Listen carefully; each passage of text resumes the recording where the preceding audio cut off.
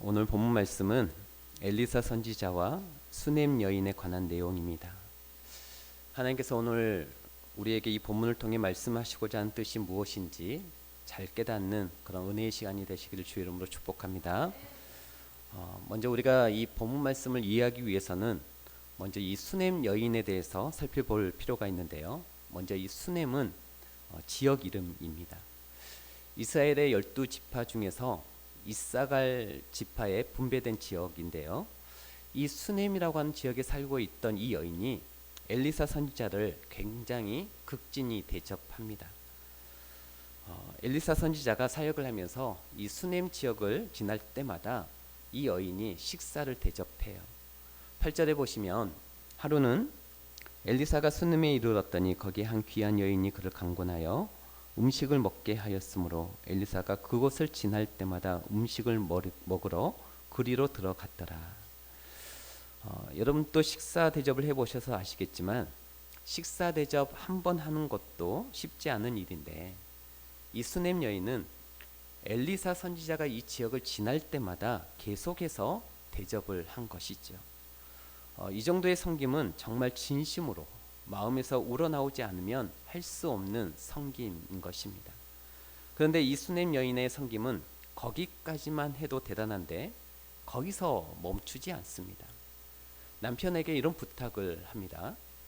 엘리사 선지자가 하나님의 거룩한 사람인데 우리가 식사 대접만 하지 말고 이곳을 지나갈 때마다 사용하실 수 있도록 작은 방을 하나 만들어서 제공해 드렸으면 좋겠습니다 하고 남편에게 제안을 합니다. 9절 말씀에 보시면 여인이 그의 남편에게 이르되 항상 우리를 지나가는 이 사람은 하나님의 거룩한 사람인 줄 내가 아노니 청하건대 우리가 그를 위하여 작은 방을 담 위에 만들고 침상과 책상과 의자와 촛대를 두사이다. 그가 우리에게 이르면 거기에 머물리다 하였더라. 이렇게 해서 결국 엘리사는 이 수넴 여인은 남편의 허락을 받아서 방을 하나 만들어 엘리사 선지자에게 방을 제공합니다. 우리가 여기서 하나 알 수 있는 사실은 이 여인이 엘리사 선지자를 왜 이렇게 극진히 섬겼을까 하는 이유입니다. 그것은 이 여인이 과거에 엘리사 선지자에게 어떤 도움을 받아서 이렇게 극진히 섬겼던 것도 아니었고 이렇게 극진히 섬겨서 앞으로 어떤 도움을 받을 것을 기대하며 섬겼던 것도 아니었습니다. 정말 순수하게 엘리사 선지자가 자신이 믿고 섬기는 이 여호와 하나님의 종이었기 때문에 하나님을 사랑하고 하나님께 감사하는 마음으로 하나님의 종을 섬긴 것이죠. 정말 순수한 섬김이었다는 것입니다. 그런데 놀라운 것은 이 여인에게도 아픔이 있었다는 거예요. 그것은 아들이 없는 것이었습니다. 오늘 본문 14절에 그 내용이 나오는데요. 가운데 부분부터 보시면 게하시가 대답하되 참으로 이 여인은 아들이 없고 그 남편은 늙었나이다 하니 이렇게 나와 있어요. 게하시는 이 엘리사의 사환입니다. 이 여인의 아픔은 아들이 없다는 것과 남편이 늙었다라고 하는 것을 이 설명을 덧붙임으로 인해서 자식에 대한 또 더 이상 소망이 없다라고 하는 것은 우리에게 알려주기 위함인 것이죠. 우리가 이런 여인의 아픔과 이 가정의 속사정을 알고 나서 다시 앞에 나왔던 극진한 섬김을 보면 정말 더 대단한 것이죠. 우리가 이 가정의 아픔의 문제를 알기 전에 이 여인의 섬김을 봐도 그 섬김은 대단한 것이었는데 이런 아픔과 문제가 있었음에도 하나님의 종을 그렇게 극진히 섬겼다라고 하는 것은 정말 위대한 일인 것이죠. 그런데 제가 이렇게 목회를 20년 이상 하다 보니 우리 가운데도 그런 분들이 그런 가정이 있는 것을 보게 되어집니다. 그 가정이 열악한 상황임에도 불구하고 교회를 위해서 헌신하고 목회자들 섬기며 연약한 성도들을 사람들을 돕는 분들이 계시다라는 것입니다. 반면에 또 꼭 그런 사람들이 있어요. 그렇게 교회를 위해서 열심히 헌신하고 또 목회자에게 힘을 실어주기 위해서 목회자에게 잘하면 칭찬하고 격려하지 못할 망정 비꼬는 사람들이 있습니다. 자기는 그렇게 못할 망정 가만히나 있지 꼭 빈정대는 사람들이 있는 것을 보게 되어지죠. 또 사람은 끼리끼리 어울린다고 그렇게 험담을 들어주는 사람이 더 하는 것을 보게 됩니다. 한술 더 떠요. 이 사람들이 그런 사람들끼리 또 잘 어울리죠. 지금 우리 교회는 없지만 앞으로도 없으시기를 바랍니다. 네. 오늘 본문에 이 수넴 여인이 살던 그 시대에 이스라엘 여인에게 아들이 없다라고 하는 것은 여러분 지금 이 시대하고는 의미가 굉장히 다르죠. 그 시대 여인에게 아들이 없다라고 하는 것은 엄청난 수치였고 마치 미래가 없는 것과 같았습니다. 여러분 상황이 이러면 사실 얼마든지 하나님께 시험이 들 법도 하잖아요. 그런데 이 여인은 시험에 들지 않고 여전히 하나님께 감사하는 것을 보게 되어집니다. 하나님께 감사하는 마음이 있으니까 하나님의 종을 기쁨으로 최선을 다해서 섬기게 된 것이죠. 하나님께 시험 들어서 원망불평이 있는 성도가 하나님의 종을 이렇게 극진히 자원하는 마음으로 섬길 수가 없는 것입니다. 그렇다면 수넴 여인이 아들이 없는 이 힘든 상황에서도 하나님께 시험 들지 않고 어떻게 감사하며 섬길 수 있었을까? 오늘 본문에 나오는데요. 먼저 배경은 이렇습니다. 수넴 여인의 이 극진한 섬김에 감동을 받은 이 엘리사 선지자가 그 여인을 불러다가 소원을 물어보죠. 그때 소원을 물어볼 때 대답했던 말 안에 왜 이 여인이 왜 감사하고 있는지, 왜 하나님의 종을 극진히 섬겼는지를 그 이유가 담겨 있습니다. 먼저 13절 말씀을 보시면 엘리사가 자기 사환에게 이르되 너는 그에게 이르라 내가 이같이 우리를 위하여 세심한 배려를 하는도다. 내가 너를 위하여 무엇을 하랴? 왕에게나 사령관에게 무슨 구할 것이 있느냐 하니 여인이 이르되 나는 내 백성 중에 거주하나이다 하니라. 이 구절 속에 이 여인이 왜 감사하고 있는지 거기에 대답이 있습니다. 내용이 긴 것 같지만 아주 간단합니다. 여인을 불러서 소원을 물어봤어요. 그때 여인이 했던 대답은 아주 간단했습니다. 저는 내 백성 중에 거주하나이다. 이게 소원을 물었을 때의 대답의 전부였습니다. 우리가 성경을 읽었을 때 이 말씀을 한번 쭉 읽고 넘어가면 무슨 의미인지 상당히 애매모호한 그런 대답이에요. 소원을 물었는데 저는 이 백성 중에 거주하나이다. 이게 도대체 무슨 뜻일까? 그러나 우리가 하나 확실하게 감을 잡을 수 있는 건 있죠. 소원을 물었는데 구체적인 대답을 한 거예요, 안 한 거예요? 안 한 거잖아요. 어떤 것도 구하지 않았다는 것입니다. 그러니까 솔로몬처럼 지혜를 구했던 것도 아니고 부나 건강을 구했던 것도 아니고 아들을 구했던 것도 아닙니다. 아무것도 구하지 않았어요. 그렇다면 이 여인의 대답, 내 백성 중에 거주하나이다. 이 말은 어떤 의미일까? 이런 의미입니다. 하나님께 택함 받은 이스라엘 백성 중에 제가 잘 살아가고 있기 때문에 나는 그래서 더 이상 바랄 것이 없습니다. 라고 하는 이런 의미입니다. 다시 말해서 하나님의 택함을 받은 백성이라고 하는 이 사실 하나만으로도 저는 감사하고 만족하며 살고 있습니다. 이런 의미인 것이죠. 그래서 엘리사 선지자에게 아무것도 구하지 않았던 것입니다. 아들이 없었던 아픔도 하나님의 백성으로 택함 받았다는 이 구원의 감사를 아들이 없는 것으로 이 감사가 지워버려지거나 덮어버릴 수 없었던 거죠. 이 여인이 하고 있는 이 구원에 대한 감사. 여러분, 내가 하나님의 자녀로서 택함 받은 하나님의 자녀라고 하는 이 구원의 감사가 여러분들 가운데도 있습니까? 아멘. 우리가 되돌아볼 필요가 있습니다. 우리는 감사할 때 꼭 놓치지 않아야 될 감사가 바로 나를 하나님의 자녀로 택하여 주신 구원에 대한 감사라는 거예요. 저는 본문을 묵상하고 이 설교 준비를 하면서 생각해 봤습니다.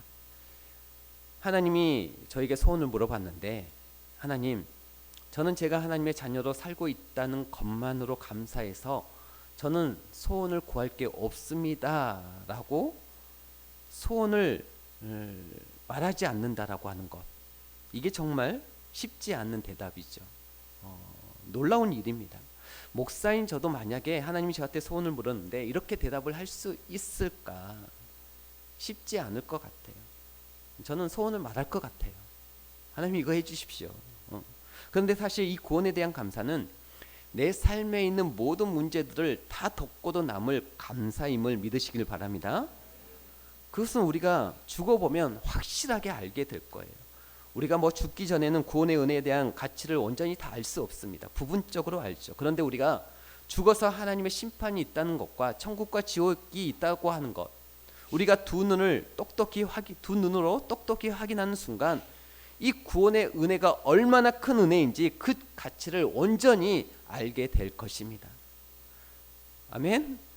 지금 이 땅에서는 구원에 대한 감사보다는 내가 원하는 대학에 합격하고 원하는 직장에 입사하고 남보다 빨리 승진하고 사업이 잘 되어서 재산이 늘어나고 좋은 집으로 이사하는 그런 것들이 훨씬 더 큰 감사로 여겨질 수 있습니다. 그러나 우리가 죽는 순간 방금 제가 열거했던 이 세상적인 감사 제목들은 아마 생각도 안 날 거예요. 너무나 좋은 것을 맛보니까 오직 구원의 은혜에 대한 감사만 크게 여겨질 것입니다. 그리고 그때 깨닫겠죠. 이 구원의 은혜가 내가 세상 사는 날 동안 있었던 모든 내 아픔과 또 내 마음과 이 모든 상황을 덮고도 남을 만한 큰 은혜였다라고 하는 것을 우리가 사후에 그때 비로소 알게 깨닫게 되어지겠죠. 저는 바라기는 오늘 말씀에 나오는 이 수넴 여인처럼 구원에 대한 은혜를 정말 이 감사를 회복하셔서 그래서 내가 교회를 위해 봉사하고 이웃을 섬길 때 기쁨으로 최선을 다해서 수넴 여인처럼 섬길 수 있기를 주의 이름으로 축복합니다. 다시 본문으로 돌아가서요. 이 수넴 여인은 소원을 묻는 이 엘리사 선지자에게 자신은 이스라엘 백성으로서 이 가운데 거하며 잘 살고 있으니 더 이상 바랄 것이 없습니다 하는 의미의 대답을 남기고 떠나가 버립니다. 그러자 엘리사 선지자는 도움을 준 이 여인에게, 여러분 사람은 다 같은 마음인 것 같아요. 인지상정이라고 자기에게 도움을 준 이 여인에게 뭔가를 해주고 싶은데 답을 안 하고 떠나버리니까 엘리사 입장에서도 충격이었겠죠. 그래서 이 엘리사 선지자가 거기서 포기하지 않고 자기와 함께 있는 이 사안에게 게하시에게 이제 묻습니다. 내가 저 수넴 여인을 위해서 뭘 해줬으면 좋겠는데 뭘 해주면 좋을까 하고 사안에게 물어요. 그 내용이 14절 말씀에 나와 있는데요. 우리 앞부분부터 다시 한번 읽어보겠습니다. 엘리사가 이르되 그러면 그를 위하여 무엇을 하여야 할까 하니 게하시가 대답하되 참으로 이 여인은 아들이 없고 그 남편은 늙었나이다 하니. 자, 내가 저 여인을 위해서 무엇을 해줬으면 좋겠는데 도대체 뭘 해줬으면 좋겠니 하고 사안에게 묻죠. 저는 이 엘리사의 마음, 어떻게 해서든지 그 여인을 위해서 좋은 선물을 주고자 하는 이 엘리사의 마음이 하나님의 마음이라고 생각합니다. 솔로몬이 하나님을 사랑하고 왕의 자리에 세워주신 그 하나님의 은혜에 감사하는 마음으로 하나님이 시키지도 않았던 일천번제를 자원해서 드리죠. 그러자 하나님이 일천번제를 드리는 이 솔로몬의 모습을 보면서 감동을 받으셨어요. 그래서 그날 밤에 꿈속에서 솔로몬에게 나타나셔서 소원을 묻습니다. 그때 솔로몬이 그 유명한 지혜를 구하죠. 지금 수넴 여인도 마찬가지입니다. 엘리사 선지자만 감동받은 게 아니라 하나님이 감동을 받은 것입니다. 여러분 하나님도 뻔히 아시죠. 아들이 없는 아픔을 안고 살아가는 여인이라고 하는 것을 하나님이 이미 다 아시는데 그럼에도 불구하고 내가 하나님의 택한 백성 중에 거하는 이 구원받는 은혜 하나만으로도 감사하면서 하나님의 종을 최선을 다해서 섬기는 모습을 보면서 하나님이 감동을 받으신 거예요. 구원의 은혜를 아는구나. 이 여인은 정말 그 구원의 은혜를 아는구나. 정말 감사할 줄 아는구나. 그래서 하나님께서는 뭔가를 주시고자 하신 것이죠. 여러분 우리도 하나님을 감동시키는 인생이 되어야 하지 않겠습니까? 하나님이 이렇게 죄로 오염되고 타락한 이 세상을 둘러보시다가 나를 보시고 내 가정을 바라보는 순간 정말 하나님의 마음이 갑자기 따뜻해지고 흐뭇해지면서 내가 저 가정에게 정말 선물을 하나 주고 싶은데 뭘 주면 기뻐할까? 하나님이 그런 고민을 하도록 만드는 그런 가정과 그런 인생이 될 수 있기를 주의 이름으로 축복합니다. 수넴 여인에게 무엇을 해줬으면 좋겠느냐는 말에 게하시가 1급 정보를 엘리사에게 주죠. 그게 앞서 살펴보았던 것처럼 이 가정은 아들이 없습니다. 그리고 남편은 많이 늙었습니다. 여러분, 이 말은 부부가 늙어서 자녀를 가질 소망도 없고 지금까지 자녀도 없습니다라고 하는 이 1급 정보를 게하시가 엘리사에게 준 것이죠. 그러자 이 엘리사 선지자가 그 말을 듣고 다시 수넴 여인을 부릅니다. 아까는 소원을 물어봤는데 그냥 가버려서 그래서 다시 불러요.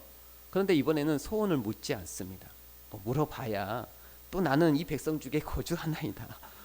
이 대답이 나올 줄 아니까 이제 묻지 않고 일방적으로 이 엘리사 선지자가 그 자리에서 선포해버려요. 뭐라고 선포하느냐면 내년 이맘때 아들을 갖게 될 것이다 라고 선포해버립니다.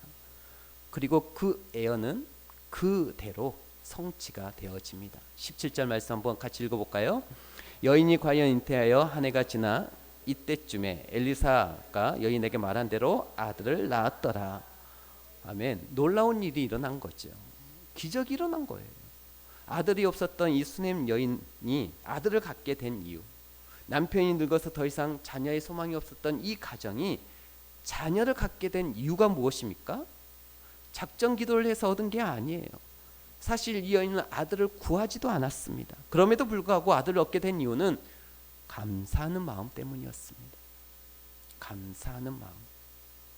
나를 하나님의 백성으로 택하여서 하나님의 백성들 가운데 거하게 해주신 하나님의 은혜에 대한 감사의 마음이 그 마음 가운데 있었기 때문에, 그래서 그 마음 때문에 하나님의 종을 극진히 대접했고 하나님께서는 그 마음을 기뻐하시고 놀라운 기적을 선물해 주신 것이죠. 이처럼 하나님이 주신 은혜에 대해서 진심으로 감사하는 자에게는 기적 같은 하나님의 은혜가, 아니 더 큰 은혜가 임함을 믿으시기를 바랍니다. 여러분, 감사는 반드시 놀라운 하나님의 역사, 기적을 낳는다는 것입니다. 감사하시기를 바랍니다. 불평불만하지 마시고 감사하시기를 바랍니다. 다니엘서 6장에 보면 다니엘이 아주 유명한 감사가 나오죠. 다니엘 시대에 이제 악법이 통과된 것을 다니엘이 알고 있습니다. 왕에게 다른 어떤 신에게나 사람에게 기도하는 사람은 무조건 잡혀가서 사자굴에 던진다라고 하는 것을 다윗은 알고 있었어요. 다니엘은 하루에 3번씩 꼬박꼬박 기도하던 사람이었습니다. 그런데 다니엘은 기도를 포기할 마음이 없었던 것이죠. 이 말은 뭡니까? 죽어야 한다라는 말입니다. 그런데 그때 다니엘이 늘 하던 것처럼 이 예루살렘을 향해서 창가에서 기도하는데 그 마지막이 고백이 뭐였습니까? 감사하였더라. 이렇게 나옵니다. 다니엘이 사자굴에 들어갈 유의가 있었던 때가 그의 나이 90세입니다. 정확한 연도는 알 수 없지만 나이가 90세 전후예요. 그러니 뭘 감사했겠습니까? 이 90년 한평생 동안 나에게 베풀어 주셨던 그 은혜를 생각하면 내가 내일 사자굴에 들어가는 일이 있다 할지라도 저는 여기까지만으로도 충분히 감사합니다 라고 감사했어요. 그러자 어떤 일이 벌어졌느냐? 기적이 일어난 거죠. 하나님이 천사를 보내서 사자의 입을 봉하시고 사자굴 속에 들어간 이 다니엘이 머리카락 하나 다치지 아니하고 살아나오게 해주셨던 것입니다. 그리고 그 모습을 목격한 이방 나라 왕이 여호와 하나님을 찬송하지 않았겠습니까? 여러분, 하나님께 하는 감사는 반드시 놀라운 기적을 낳는다는 것입니다. 그래, 여러분들 내 삶의 문제만 놓고 기도하지 마십시오. 우리의 가장 치명적인 약점 중 하나가 뭐냐? 오늘 본문으로 말하자면 내 가정에 문제가 생기면 그 문제만 놓고 기도하고 있는 것입니다. 왜 문제만 놓고 기도하십니까? 지난날 하나님이 나에게 베풀어 주셨던 그 구원의 은혜, 그동안 주셨던 수많은 은혜에 대해서 감사도 하셔야죠. 우리 안에 불평이 많고 불만이 많고 그건 감사가 우리 안에 나오지 않기 때문에 그래요. 우리 안에 감사를 되새기지 않기 때문에 우리는 늘 불평 불만을 가지고 살아가는 것이죠. 제가 지난주 설교 때 광야를 벗어나 네 발로 가나안 땅을 밟아라 라고 말씀을 드렸습니다. 그래서 우리가 말씀에 순종하여 가나안 땅을 밟을 때 주의 역사가 일어나는 것처럼 성경은 진리이지 않습니까? 그 진리 말씀이 우리에게 하시는 말씀이 뭡니까? 감사하라라는 것입니다. 데살로니가 전서 5장에도 보면 너희를 향한 하나님의 뜻이 이것이다 라고 말씀하시는데, 거기에 보면 항상 기도하라고만 말씀하시지 않으셨어요. 쉬지 말고 기도하라는 말씀 앞뒤로 무슨 말씀이 있냐면 항상 기뻐하라, 범사에 감사라 라고 하는 말씀이 들어 있습니다. 우리는 문제 앞에서 기도만 하면 안 됩니다. 왜 문제만 놓고 기도하십니까? 지난날 받은 것도 많잖아요. 그것에 대해서 수냄 여인처럼 진심으로 감사하는 마음이 있고 그 마음을 하나님 앞에 표할 때 하나님은 그 감사를 받으시고 여러분의 삶의 문제, 여러분의 인생의 위기 앞에 기적을 베풀어 주심을 믿으시길 바랍니다. 그러자 이제 수냄 여인은 아들을 얻게 됐어요. 엄청난 일이 이 가정에 일어나게 된 것이죠. 소망이 없었는데 아들을 얻게 됐습니다. 놀라운 것은 아들을 얻은 후에 별다른 감사가 이 가정에 없었다는 것입니다. 어찌 보면 또 이게 문제죠. 17절부터 다시 보시면 여인이 과연 잉태의 한 해가 지나 이때쯤에 엘리사가 여인에게 말한 대로 아들을 낳았더라. 그러면 그 다음 절에 무슨 내용이 나와야 할까요? 엘리사 선지자를 찾아가든지 하나님께 감사로 제사를 드리고 잔치가 벌어지고 막 이렇게 하나님께 감사해야 맞는데 아무 감사의 흔적이 없어요. 아들을 낳았더라. 그 다음 보면 그 아이가 18절에 보면 그 아이가 자라매 하면서 바로 다음 이야기로 넘어갑니다. 우리가 여기서 하나 알 수 있는 사실은 우리가 구하지 않았던 것을 하나님께 선물로 주셨을 때 우리가 그럴 때 있죠. 내가 구하지도 않았는데 하나님이 선물로 주시면 우리는 그 은혜에 감사할 줄을 모른다는 것입니다. 구하지도 않은 것을 하나님이 너에게는 꼭 이게 필요할 것 같다라고 주셨을 때 우리가 별로 감사하지 않아요. 우리 자녀들 키워보신 분들은 이 말이 무슨 말인지 아시죠? 여러분들 다 아실 거예요. 자녀에게 선물을 줘보면 부모의 그 마음이 그거 아닙니까? 우리가 자녀들에게 아낌없이 선물을 주잖아요. 자녀에게 선물을 줘보면 감사의 크기가 줄 때마다 각각 다릅니다.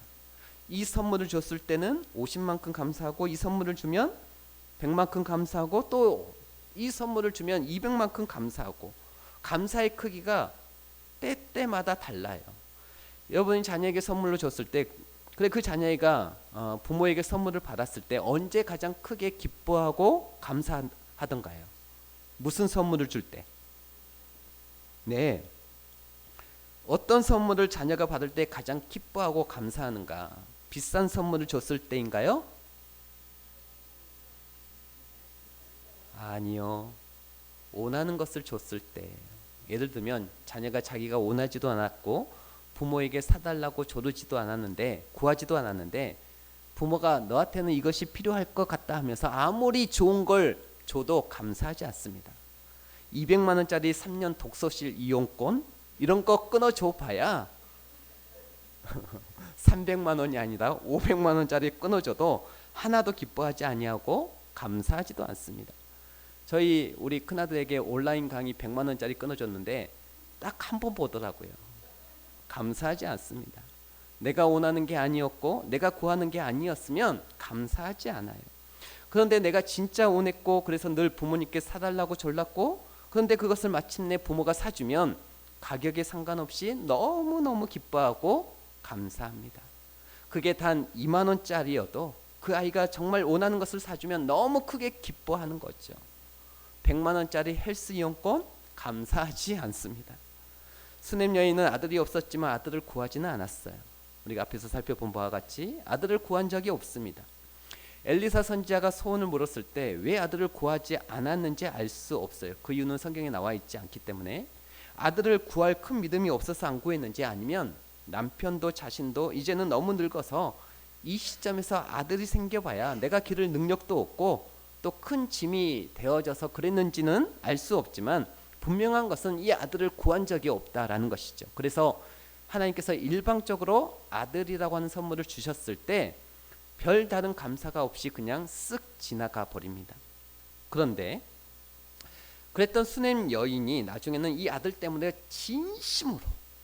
진심으로 감사하게 되어집니다. 오늘 이 수냄 여인 사건의 본문이 굉장히 긴데요. 중요한 말씀만 몇 구절 찾아보도록 하겠습니다. 이 수냄 여인의 아들이 장성하게 됐어요. 어느 날 밭에서 종들하고 함께 일하다가 갑자기 두통을 호소하며 쓰러지는 사고가 발생하게 되어집니다. 두통을 호소하면서 쓰러졌는데 이 아들이 바로 죽어버린 거예요. 그러니까 엄청난 반전이죠. 한두 절 사이에 아들을 얻을 때까지는 좋았는데 그 아들이 장성에서 어느 날 밭에서 일하다가 두통을 호소하더니 정말 죽어버렸어요. 그러자 수넴 여인은 죽은 아들을 이 엘리사 선지자가 쓰던 방으로 데리고 와서 침상 위에 죽은 아들을 눕혀놓고 그 길로 곧장 서둘러서 갈멜산으로 달려갑니다. 갈멜산에 이 엘리사 선지자가 있었거든요. 그래서 갈멜산으로 달려가서 가자마자 이 엘리사 선지자의 발을 부둥켜 안고 간절히 구해요. 뭘 구했겠습니까? 제 아들 살려주십시오. 선지자님, 저하고 같이 우리 집에 가서 당신이 쓰던 그 침상 위에 놓여져 있는 우리 죽은 아들을 살려주십시오 하고 간절히 구합니다. 우리 그 장면을 함께 보도록 하겠습니다. 30절 말씀.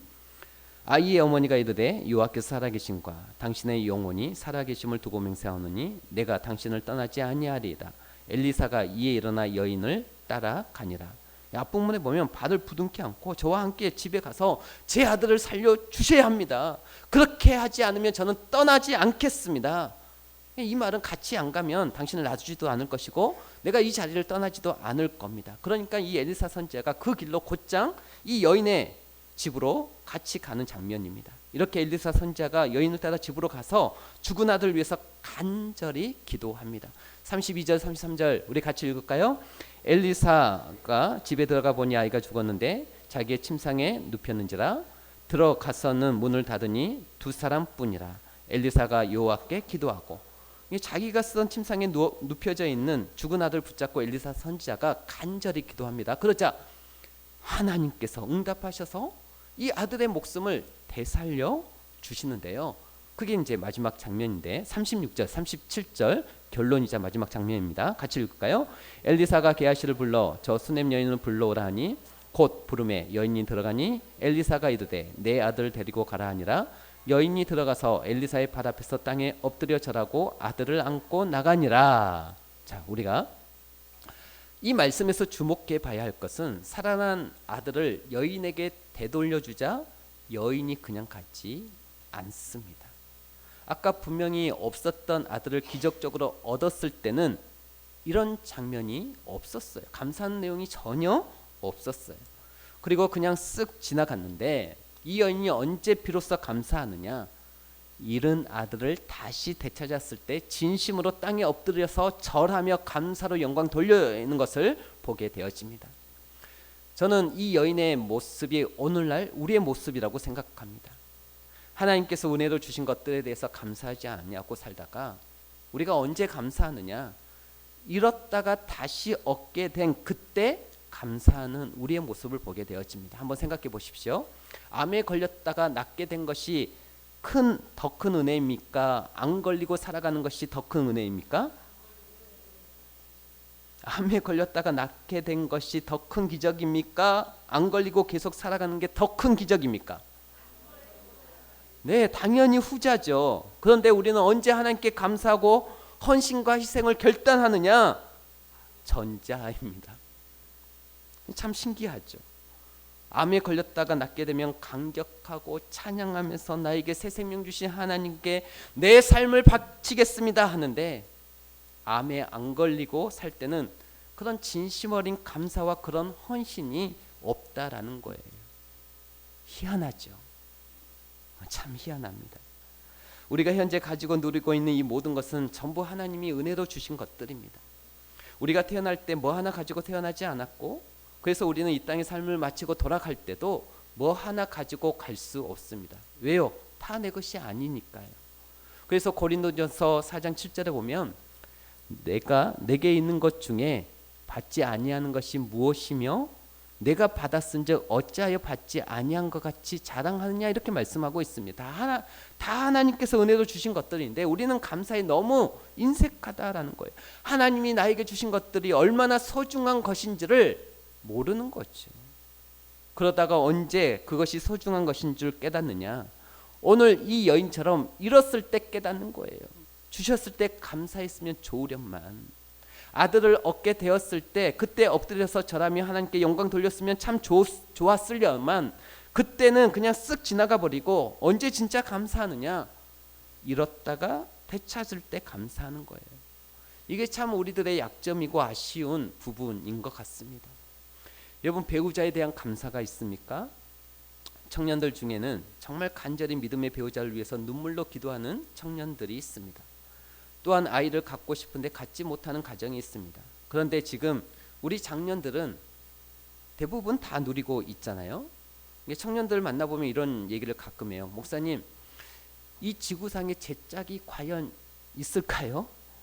그 암담함과 답답한 속에서 눈물로 기도하고 있는 사람이 우리 주위의 한쪽에는 있는데 우리는 그것을 누리고 있으면서도 감사가 없습니다. 내 부모님이 지금 살아 계신 것만으로도 감사하고 계시는 분 있습니까? 내가 철들기 전에 세상을 떠나버리신 부모님과 단 24시간만이라도 함께 할 수 있다면 얼마나 좋을까 하면서 눈물 흘리는 자녀들이 있습니다. 그런데 우리는 부모님이 버젓이 살아계셔도 별로 감사할 줄 모릅니다. 직장에 대한 감사가 있으십니까? 직장에 있어서 혹은 내가 지금 직장 생활을 할 수 있는 형편이 안 되어서 못하고 있는 그 생활을 꿈꾸고 그리워하고 있는 성도들도 많이 있고요. 여러분, 자녀에 대한 감사가 있습니까? 정말 부부가 간절히 원하는데 자녀가 생기지 않아서 눈물로 기도하는 그런 가정들도 많이 있습니다. 그런데 우리는 내 가정에 자녀가 있음에도 불구하고 그에 대한 감사가 별로 없습니다. 여러분, 교회에 대한 감사가 있습니까? 주일이 되면 오늘은 내가 어느 교회를 가야 하나 고민하면서 지금도 찾아 헤매는 성도들이 많이 있습니다. 교회가 정해지지 않아서 나한테 맞는 교회를 찾지 못해서 주일 아침마다 눈 뜨면 그게 너무 힘든 거예요. 오늘은 또 어떤 교회를 가야 하나, 어디 교회로 돌아다녀야 하나. 내가 주일 아침에 눈을 떴을 때 단 1초의 망설임도 없이 예배를 드리러 나갈 수 있는 교회가 있다는 것이 얼마나 큰 감사인 일인지 모르는 거죠. 그 감사가 있습니까? 아멘. 오늘도 건강한 내 두 다리로 직접 걸어서 예배의 자리로 나온 그 건강을 주신 하나님에 대한 감사가 있습니까? 저는 목사이기 때문에 병원 신방을 많이 다녀보는데요. 사고가 나거나 질병으로 병원에 입원해서 그래서 신방을 가서 기도 제목을 물어보면 병상에 누워있는 환자들의 대부분의 소원이 뭐 대단한 게 아니에요. 목사님, 지금은 제가 아파서 병원에 누워있어서 예배를 드리지 못하지만 제가 회복해서 제 두 다리로 걸어서 우리 교회 가서 예배 드리고 싶어요. 이게 소원인 사람들이 많이 있습니다. 지금 여러분들이 그걸 누리고 계시잖아요. 그에 대한 감사와 감격이 있으십니까? 오늘 내가 너무 당연하게 누리고 있고 감사하게 생각해 본 적이 없는 그것이 누군가에게는 간절한 소망이자 기도 제목인 것이죠. 그것이 하나님의 크신 은혜라는 사실을 깨달아야 합니다. 오늘 수네임 여인처럼 잃었다가 되찾고 나서 하는 감사가 아니라 물론 그때도 감사해야 되겠죠. 잃어버리기 전에 나에게 머물러 있는 것이 얼마나 큰 은혜인지 알고 미리미리 감사할 수 있다면 얼마나 좋겠습니까? 저는 바라기는 오늘 수네임 여인의 모습을 저와 여러분이 마음속에 새기면서 먼저는 나에게 주신 그 구원에 대한 감사, 내가 하나님의 자녀로 택함 받아서 지금 이 예배의 자리에 있는 것만으로도 하나님, 저는 이것만으로도 너무 행복하고 만족합니다. 더 이상 바랄 것이 없습니다 하고 그렇게 말할 만큼 구원의 그 은혜에 대한 감사가 저와 여러분들에게 회복되기를 주의 이름으로 축복합니다. 그리고 두 번째, 잃었다가 얻은 다음에 감사하지 마시고 잃기 전에 지금 너무 당연하게 누리고 있는 이 은혜들이 얼마나 소중한 것임을 깨달아 알아서 범사에 감사하며 그 감사가 가져다 준 더 큰 기적과 은혜를 우리가 감사하다 보면 감사가 저절로 굴러오는 거예요. 하나님에 대한 감사, 하나님께 향한 감사를 하다 보면 우리의 삶 가운데 놀라운 기적을 낳게 되어진다라고 하는 것을 기억하면서, 여러분, 하나님은 어떨 때 영광 받으십니까? 가장 큰 영광을 받으시는 게 우리가 어떠할 때? 감사할 때지만 그 감사가 예배로 나타날 때, 표현될 때 하나님은 영광 받으시는 줄 믿으시길 바랍니다. 그런 은혜 속에서 살아가는 우리 모두가 될 수 있기를 주의 이름으로 축복합니다.